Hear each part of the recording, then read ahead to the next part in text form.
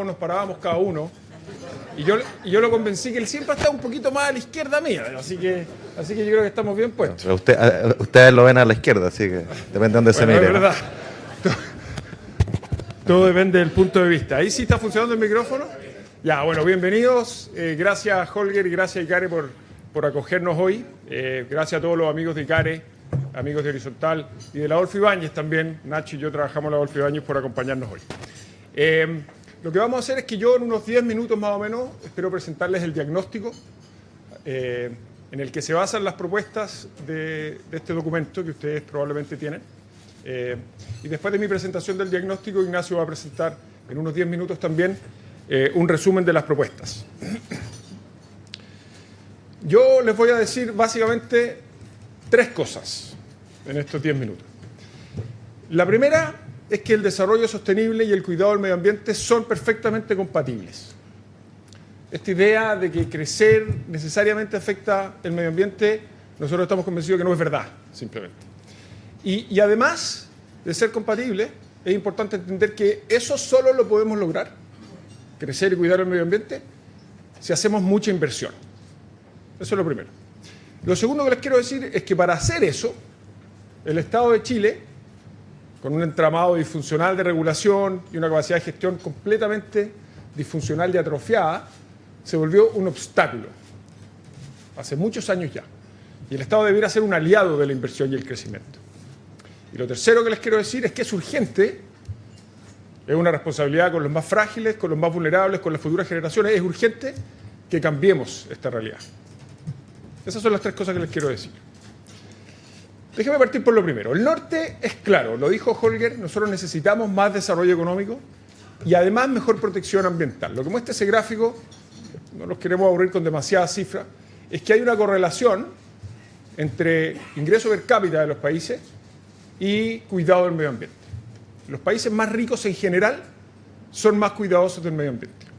Y eso es por diversas razones que no podemos discutir en demasiada profundidad hoy día, pero la intuición es que los países más ricos y las empresas de países más ricos tienen más recursos para hacer las cosas bien y no dañar el medio ambiente.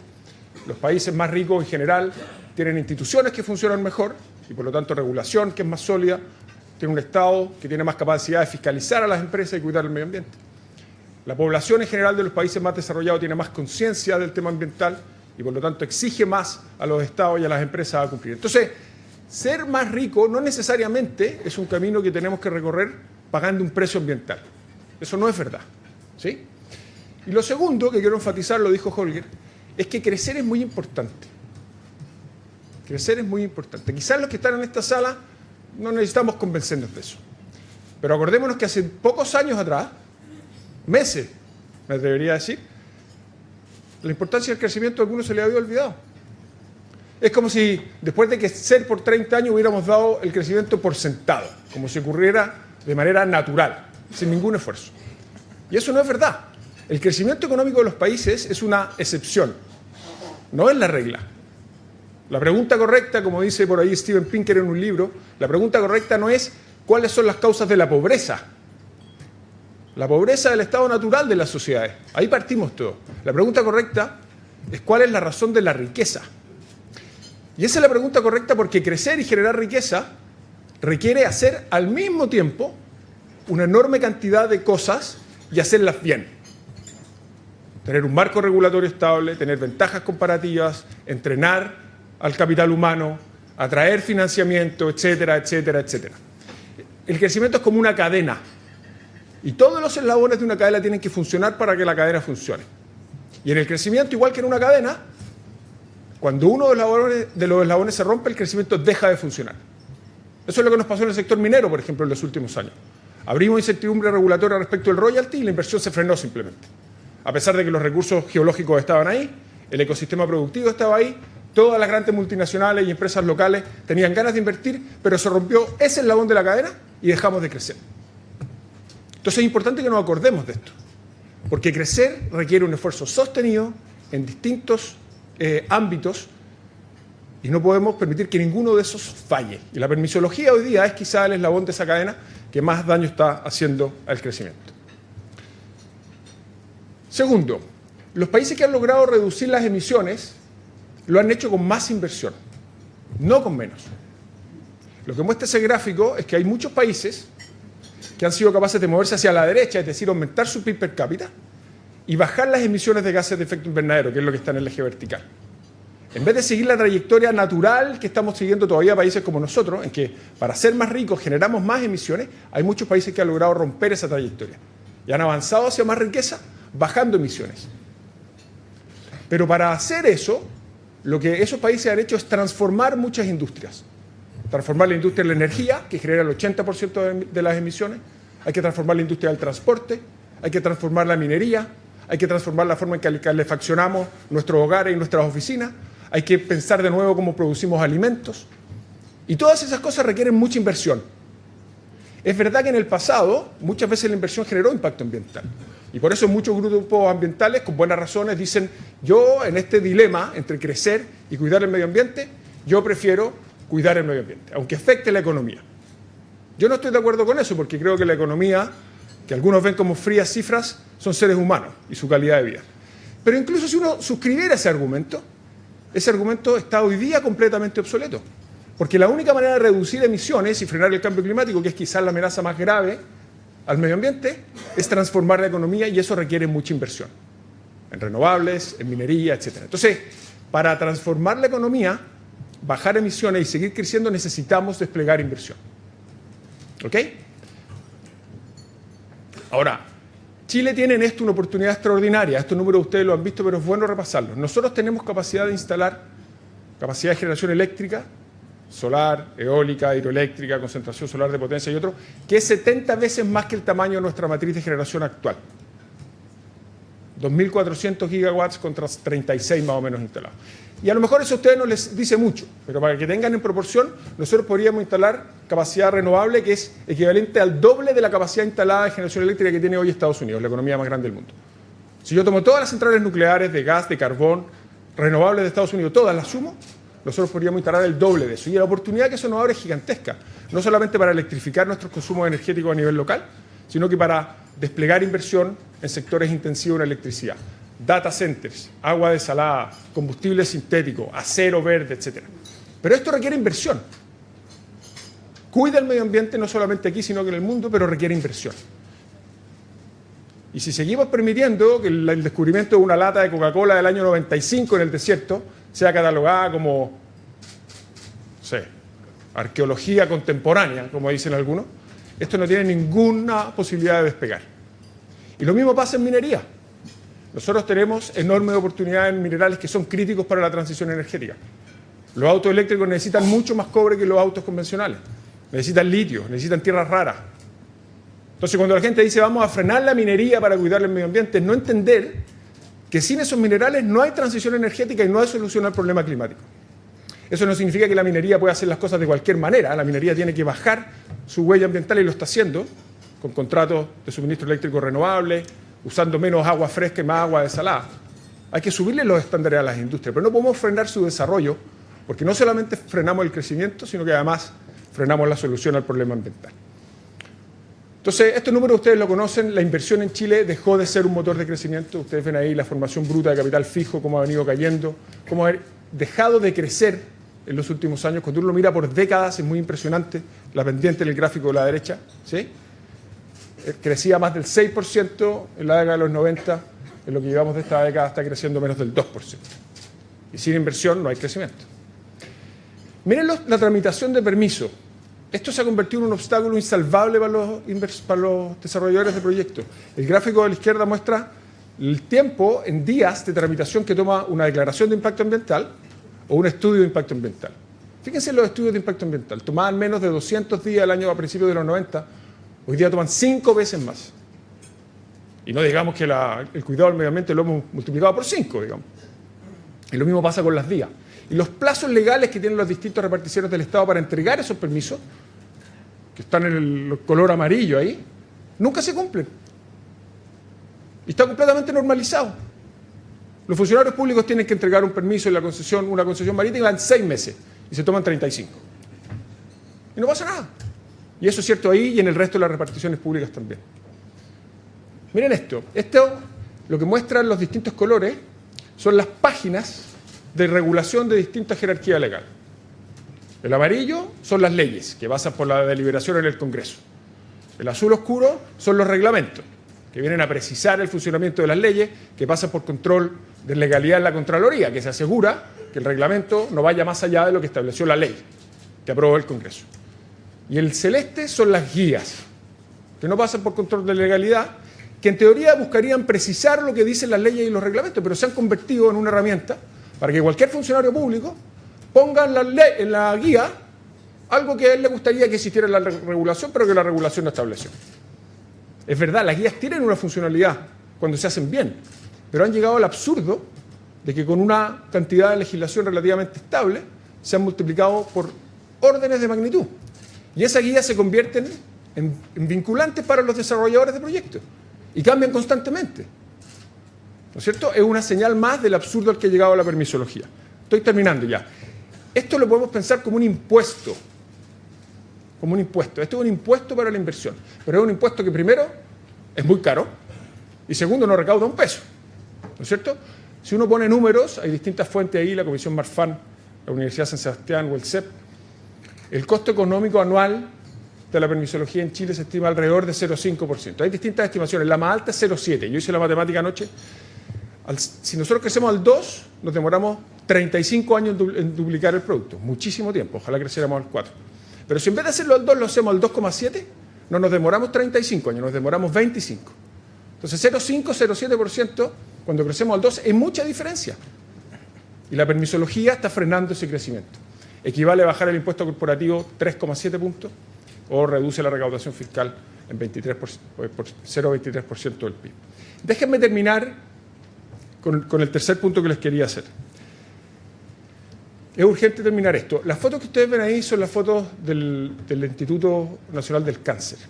Nosotros cuando estábamos terminando la elaboración de este estudio vimos una notificación que le había hecho la Seremi de Salud, era, ¿no? de Medio Ambiente al desarrollador de este proyecto. Un proyecto de un hospital del cáncer. Una enfermedad dramática para muchísimas familias, en las que tenemos listas de espera de gente esperando para ser atendida por el cáncer. Una inversión pública, ni siquiera, digamos, una inversión privada que no tiene ninguna funcionalidad, digamos, a ojos del regulador. Un hospital público del cáncer, que está en el suelo, que es la foto de la izquierda. Queremos construir el hospital de la derecha.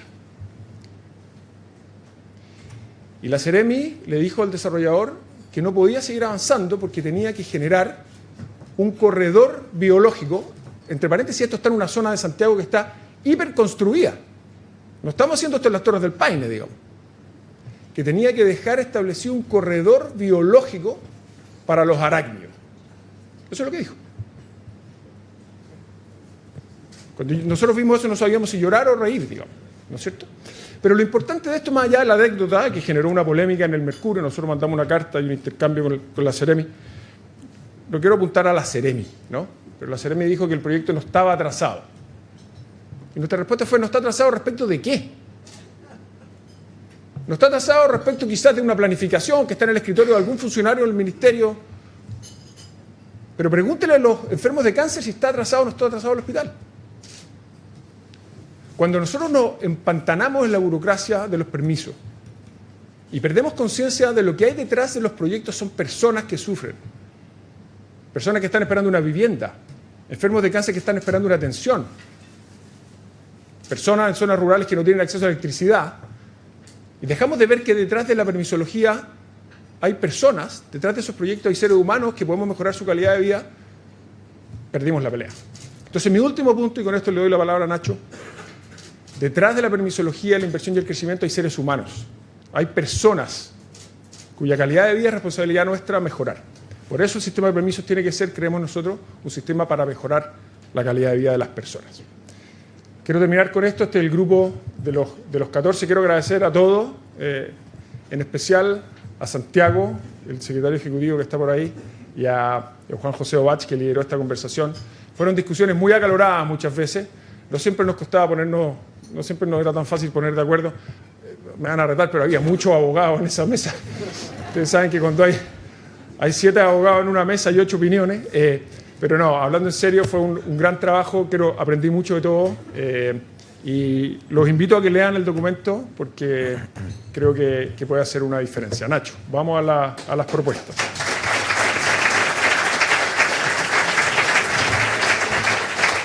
Bueno, buenos días. Para mi colega y amigo de derecha, a la izquierda para usted, se comió casi todo el tiempo, así que me obliga a ir rápido. ¿Ah? Déjenme pasar a las propuestas, pero quizás partir por un mensaje también central para situar la discusión. Yo creo que en base a lo que ha presentado Juan Carlos, otros diagnósticos, otros trabajos que se han hecho, a mí me parece obvio que tenemos hoy día un diagnóstico bastante compartido de que la permisología es un impuesto gigante a la inversión, un impuesto grande al crecimiento económico, pero como se mostraba, también al bienestar de las personas en urgencias sociales.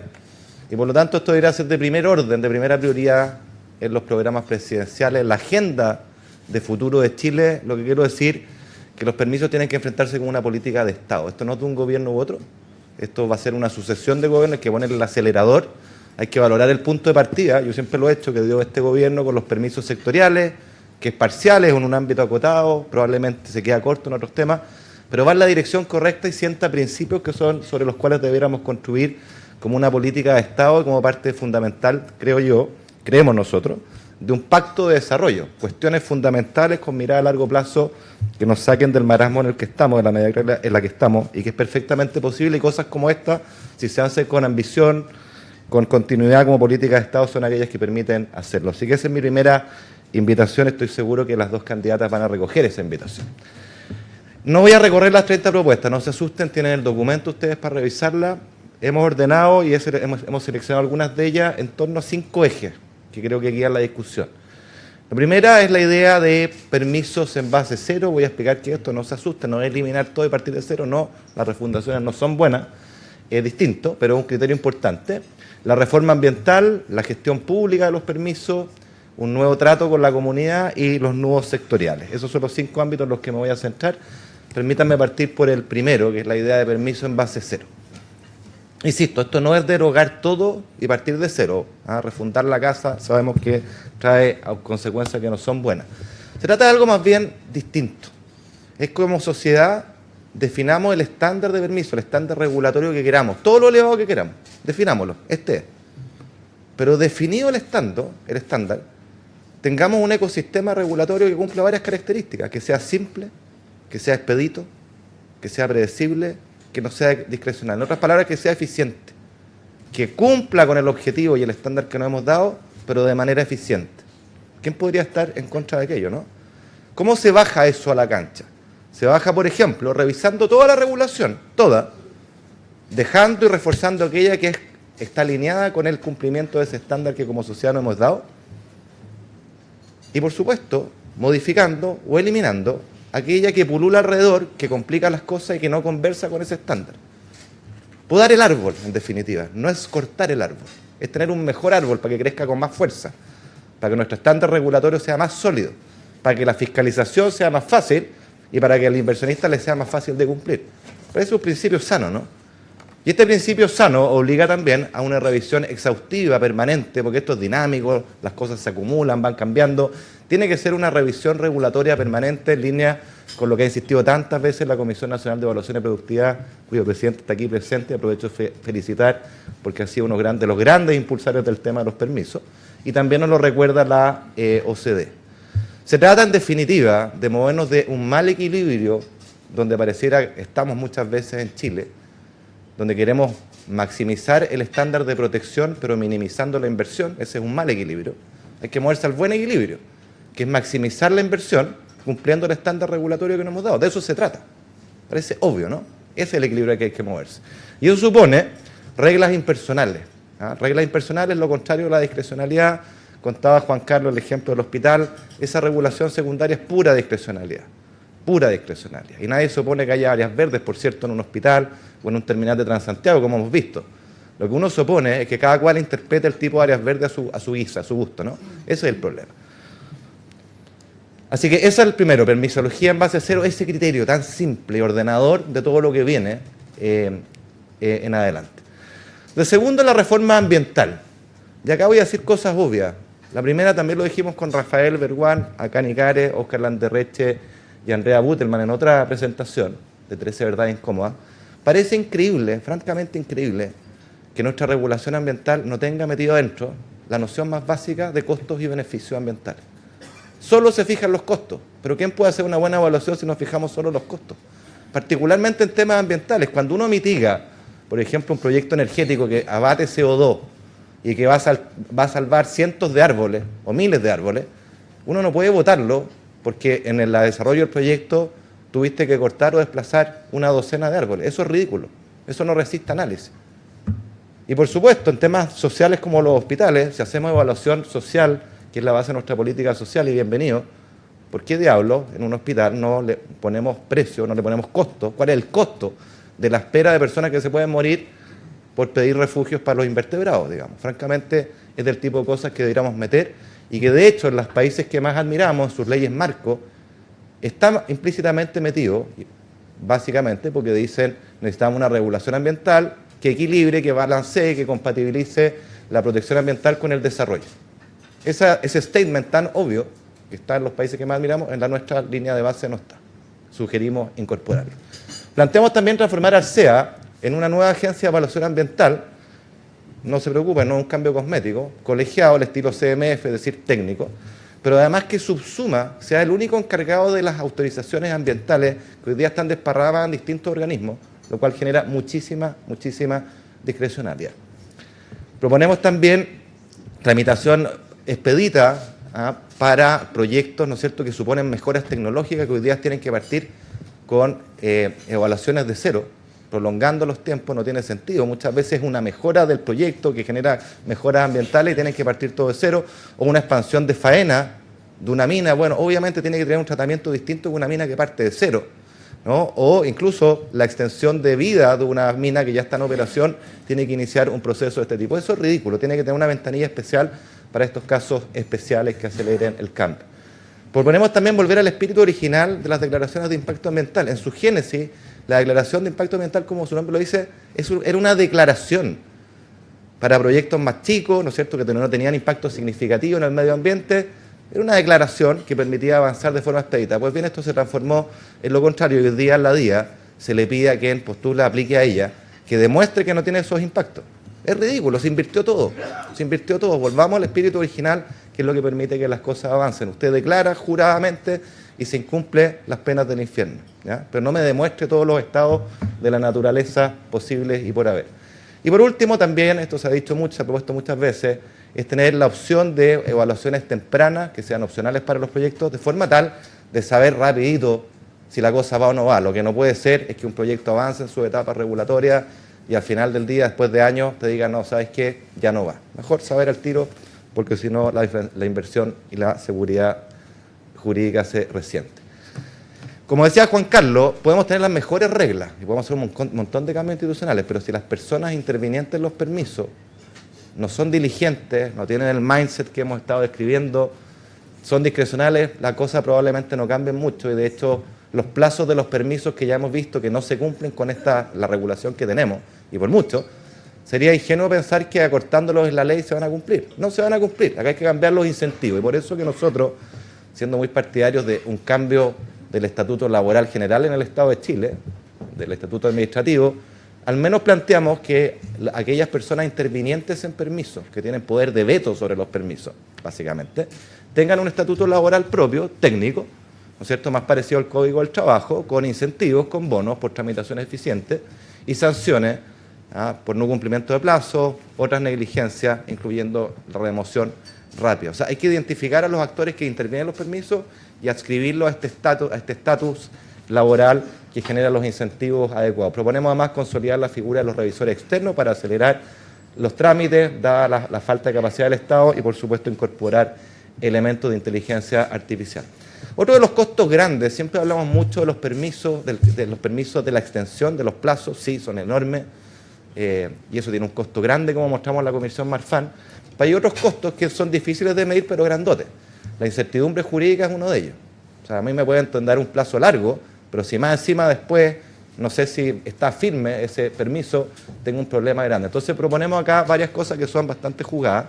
Primero es consolidar todos los recursos de legalidad en uno solo, ¿ya? Con plazos acotados más para efectuarlo, de forma tal de que no haya una proliferación de estos recursos. Concentrar en los tribunales ambientales la decisión de legalidad de las RCA, o sea, cortar ahí, en esa etapa, y no que escale aguas arriba, alargando el proceso y metiendo incertidumbre.